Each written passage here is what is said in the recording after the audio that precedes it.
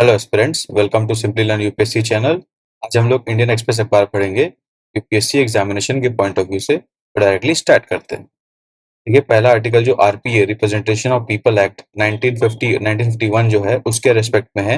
आपको पता है, इलेक्शंस के दौरान कुछ rules and regulations political parties को फॉलो करने होते हैं, उनके स्पीचेस में, उनके बातों में, ताकि वो वहाँ पे लोकल कुछ वायलेंस क्रिएट ना कर दें। कास्ट के आधार पे, रिलीजन के आधार पे, रीजन के आधार पे वो डिवीजन या डिस्क्रिमिनेशन पैदा ना कर दे कंट्री के अंदर। तो वो उनको ध्यान रखना होता है अपने स्पीचेस में। तो रिसेंटली जो कांग्रेस के लीडर है सोनिया गांधी, उन्होंने कर्नाटक में स्पीच दिया, जहाँ पे उन्होंने सोवरेनिटी ऑफ कर्नाटका की बात की। तो ये गलत है, क्योंकि हम लोग स्टेट वाइज सोवरेनिटी का बात नहीं करते हैं, हम लोग कंट्री एज इंडिया का सोवरेनिटी का बात करते हैं।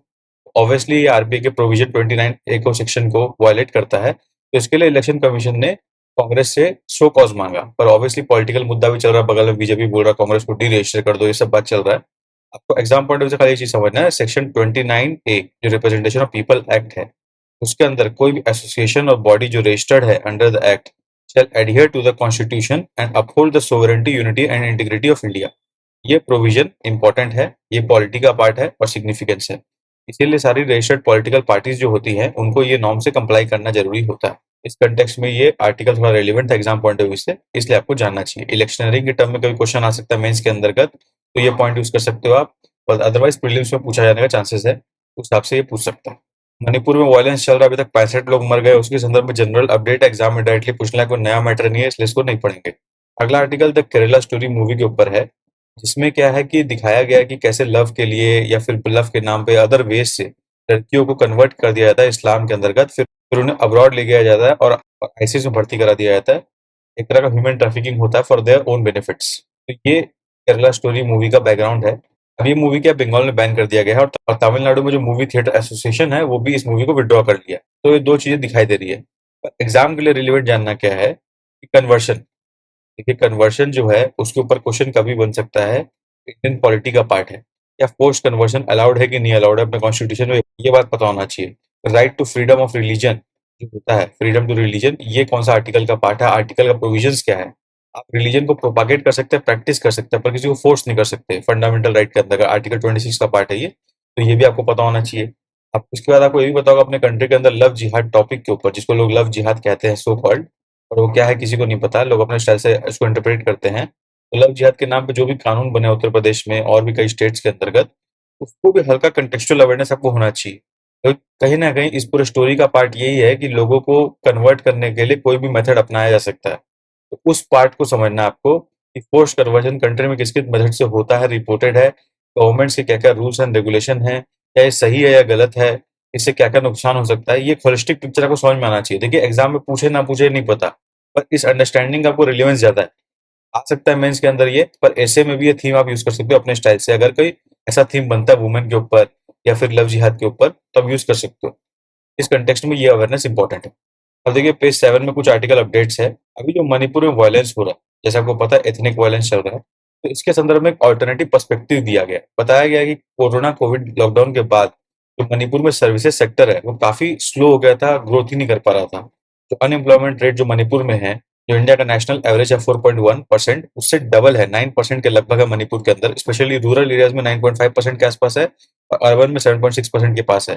तो कहा गया है कि इस अनएम्प्लॉयमेंट की वजह से और स्लो डाउन की वजह से बताया जा रहा है कि इस वजह से भी हो सकता है कि मणिपुर का वायलेंस एक्सटेंडेड फॉर्म में वो डबल रेट से हो रहा हो, क्योंकि यहाँ पे इकोनॉमिक कंडीशन भी पुअर है। ये भी एक इफेक्ट है कि लोग वायलेंस में ज्यादा प्रीफर कर रहे हैं। जो डेटा मैंने आपको बताया 9% वाला, 7.6% वाला, वो यहाँ मेंशन्ड है, आप चाहो तो पढ़ सकते हो अपने हिसाब से। बट अंडरस्टैंडिंग के लिए यही बात इंपॉर्टेंट है जो मैंने आपको ऊपर समझाया। इतना आप समझ गए हो तो सफिशिएंट है। इसको आप यूज कर सकते हो अपने पॉइंट्स में। कभी आपका क्वेश्चन आता है एथनिक वायलेंस का और आप मणिपुर का एग्जांपल लेते हो, तो आप ये भी डाल सकते हो एथनिक वायलेंस जैसे इवेंट्स जो हैं ये जॉबलेस रेट की वजह से भी हो सकते हैं। ऐसा आपका रीजनिंग में आ सकता है। अब वायलेंस के लिए एक और पर्सपेक्टिव लोगों ने दिया है कि जो स्टेट के सीएम है, जिन्होंने इस बार सेकंड टर्म इलेक्शन जीता है, अभी सेकंड टर्म वो लीड कर रहे हैं अपने स्टेट के अंतर्गत, तो माना जाता है ये एथनिक वायलेंस के पीछे उनके एक्टिविटीज का भी हाथ है। क्योंकि देखिए, पिछले 5 साल में मणिपुर में जब उन्होंने रूल किया था, उन्होंने गो टू हील का नारा दिया था। बेसिकली गो टू हील का मतलब है कि जिसमें वो चाहते थे कि हिली रीजन में डेवलपमेंट और वेलफेयर स्कीम गवर्नमेंट की वहां तक पहुंचे। पर ऐसा माना जाता है among the cookies and the Nagas tribe, जो जिनका एक दूसरे से अच्छा नहीं बनता, उनमें कॉन्फ्लिक्ट रहता है हमेशा। और जो सीएम का जो स्कीम का बेनिफिट है गो टू हिल्स वाला, वो नागा ग्रुप को ज्यादा पहुंचा है। इस कारण से कुकी ग्रुप नाराज है। This was the whole idea. और माना जाता है इस एथनिक वायलेंस के पीछे ये कुकी ग्रुप का इग्नोरेंस, माने कि उनको इग्नोर किया गया by government and by people, और उसके बाद जो गवर्नमेंट के इनिशिएटिव्स आ रहे हैं वो उनको कंप्लीटली इग्नोर कर रहे हैं। ये वायलेंस उसके वजह से भी हो सकता है क्रॉप अप हुआ। ये कंटेक्चुअल अवेयरनेस आपको होना चाहिए कि लैक ऑफ डेवलपमेंट या इग्नोरेंस भी एक फैक्टर है, इसकी वजह से एथनिक वायलेंस जो है प्रमोट हो सकता है। फॉर एग्जांपल इन मणिपुर, अभी मणिपुर में जो कॉन्फ्लिक्ट चल रहा है उसकी वजह से इंडियन म्यांमार बॉर्डर से फोर्सेस को बुलाया गया और लगभग 24,000 सिविलियंस को वायलेंस रीजन से इवैक्यूएट किया गया। इसमें 9,500 लोग जो है मैतीस कम्युनिटी के हैं, 10,000 कुकी कम्युनिटी के हैं। उनको अभी शेल्टर में रेस्ट दिया जा रहा है, उनको रिहैबिलिटेट किया जाएगा अभी आने वाले समय में। बट ये आप कंटेक्चुअल अवेयरनेस मिलकर जान सकते हो कि गवर्नमेंट इस चीज में क्या स्टेप्स ले रही है। इसके ऊपर एथिक्स में केस स्टडी बन सकता है, हो सकता है आगे जाके, जिसमें आप ये पॉइंट खुद भी लिख सकते हो कि गवर्नमेंट एक रेस्क्यू टीम बना के वहां रिप्लाई कर सकते हैं सिविलियंस को रेस्क्यू करने के लिए। This can be understanding you can have. अब एक ये डेटा है जो इतना रिलेवेंट नहीं एग्जाम के लिए, पर हल्का देख सकते हो आप। आपको पता होगा वेस्ट बंगाल में गवर्नमेंट द्वारा सरकार कैंप चलाई थी इलेक्शन से पहले, जहां पे हर लोग के पास एक कैंप लगाया गया था ब्लॉक लेवल पे, जहां पे लोगों को जो भी बेनिफिट चाहिए, स्कीम्स चाहिए, गवर्नमेंट बेनिफिट्स उनको नहीं मिला है, तो उस कैंप के जरिए वो अप्लाई कर सकते हैं घर के पास। तो ऐसा पता चला है कि सर्वे के अकॉर्डिंग कि 42% ऑफ एप्लीकेंट्स जो हैं उन्हीं को खाली बेनिफिट्स मिला है। तो एक सिग्निफिकेंट डेटा है आप बताने के लिए कि गवर्नमेंट स्कीम जो है उनमें एप्लीकेशन के बाद भी कन्वर्शन रेट इतना कम है। तो ये डेटा कहीं कोट कर सकते हो अपने आंसर में अकॉर्डिंगली, गवर्नेंस में खासकर या फिर पॉलिसी इंप्लीमेंटेशन में।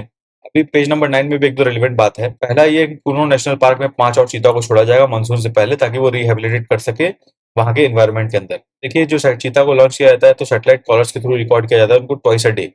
और अभी रिसेंटली 2 चीता का मौत हो गया था, एक उदय का और एक और चीता जो कि सर्वाइव नहीं कर पा रहे थे इस रीजन में। इनका रीजन माना जाता है कि जो अनकंट्रोलेबल था और कोई इन्फेक्शियस डिजीज के कारण नहीं मरे, वो नेचुरल मौत मरे अपना, ऐसा इनका मानना है स्टडी के तहत। तो 5 और चीता को छोड़ा जा रहा है। देखिए कंटेक्चुअल अवेयरनेस यही है, पर एग्जाम के पॉइंट ऑफ व्यू से हमेशा की तरह वही इंपॉर्टेंट है, कुनो नेशनल पार्क क्या है, इसका यूनिक फीचर क्या है, ये एग्जाम में प्रीलिम्स में पूछा जा सकता है, कौन से स्टेट में लोकेटेड है। फिर चीता जो है, एशियन चीता, इसका आईयूसीएन स्टेटस क्या है, अफ्रीकन चीता इसका आईयूसीएन स्टेटस क्या है, इंडियन चीता जो है खत्म हो गए, मर गए हैं, तो ये स्टेटमेंट दे सकता है कि इंडियन चीता भी जिंदा है, आपको बताना वो रॉन्ग है। ऐसे प्रीलिम्स के पॉइंट ऑफ व्यू से छोटे मोटे स्टेटमेंट्स रिलेवेंट बन जाते हैं। फिर टाइगर कंजर्वेशन के लिए इंडिया में क्या किया जा रहा है, चीता, लियोपर्ड, टाइगर्स, इन सब के लिए कॉमन इनिशिएटिव क्या है कंट्री के अंदर, ये बेसिक क्वेश्चन प्रीलिम्स में आ सकते हैं। इसलिए इन्वायरमेंट के पॉइंट ऑफ व्यू से आपको हल्का कंटेक्चुअल अवेयरनेस होना चाहिए। उड़ीसा का एक टाउन है, वहां पे पुराना रेलवे स्टेशन जो कि 100 साल से ज्यादा पुराना है, उसको हटा के एक न्यू स्टेशन बनाने का प्लान चल रहा है। और इस कंटेक्स्ट में Indian National Trust for Art and Cultural Heritage, INTACH जो है, उसने रेड फ्लैग रेस किया। उसने बोला ये हेरिटेज रेलवे स्टेशन है, इसको ब्रेक नहीं करना चाहिए, इसको हमें प्रिजर्व करना चाहिए।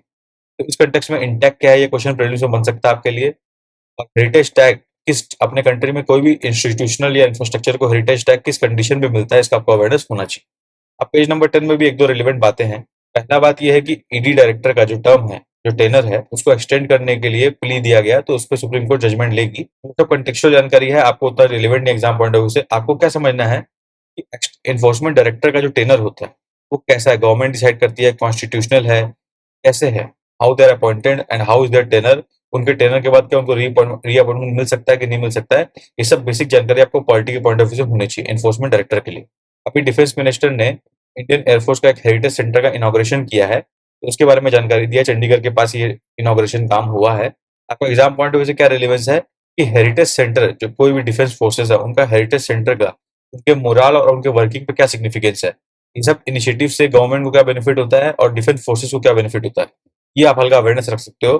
फिर इंडियन एयरफोर्स के कुछ पास्ट में इंपॉर्टेंट मिशन थे गोवा के अंदर, लिबरेशन वार 1961, 1962, 1965, 1971 और कारगिल वॉर्स में इंडियन एयरफोर्स का क्या सिग्निफिकेंट रोल रहा है, उस कंटेक्स्ट में आपको इन चीज का हल्का अवेयरनेस होना चाहिए 1122 लाइंस में। डिफेंस मिनिस्टर ने बताया कि इंडियन एयरफोर्स एक रिच हेरिटेज है और अपना रिस्पॉन्सिबिलिटी उनको प्रिजर्व और शोकेस करना। तो इस कंटेक्स्ट में आपको हल्का अवेयरनेस रहे तो अच्छा है। ऐसे आप नहीं भी पढ़ोगे तो बहुत इंपॉर्टेंट नहीं है, बट आपके यूज के ऊपर है। जैसे मैं तो यूज करता इस चीज को, अगर मुझे पता होता है एग्जाम में। तो एडिटोरियल पेज में आज भी कोई काम का ढंग का न्यूज है नहीं, तो स्किप कर सकते हो आप इजीली। वर्ल्ड पेज में एक दो अपडेट है। चाइना पाकिस्तान अपना रिलेशन को एम्पावर करने के लिए, इम्प्रूव करने के लिए काम कर रहा है।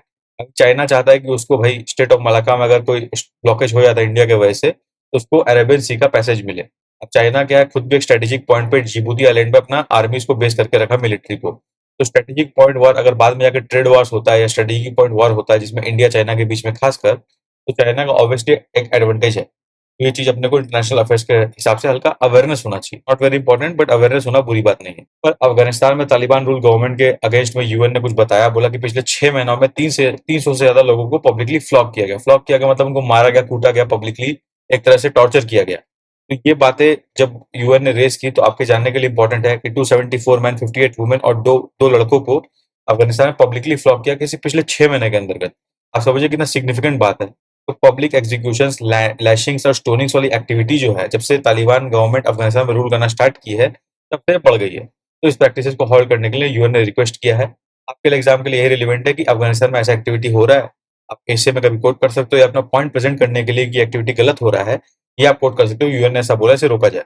अब इकोनॉमी में such not very relevant article today, but एक अपडेट है डेटा की तरह, वो आप याद रख सकते हो कि आरबीआई के पास जो गोल्ड रिजर्व है वो इंक्रीज हो गया है, 4.5% हो गया अभी। गोल्ड रिजर्व आरबीआई क्यों रखता है, आरबीआई और कौन कौन से रिजर्व रखता है अपने फॉरेक्स के अंदर, उसका आपको अवेयरनेस होना चाहिए। और गोल्ड रिजर्व का क्या सिग्निफिकेंस है इंडियन इकोनॉमी में, ये भी आपको अवेयरनेस होना चाहिए। एक्सप्लेन पेज में आज कोई रिलेवेंट आर्टिकल नहीं है, इसको बिंदास स्किप कीजिए। आज के अखबार में यही सब सफिशिएंट जानकारी थी और कुछ नहीं। आई होप आपको इनिशिएटिव अच्छा लगा हो। If you like the initiative, the channel को लाइक करें, सब्सक्राइब करें। तब तक के लिए best wishes for the examination.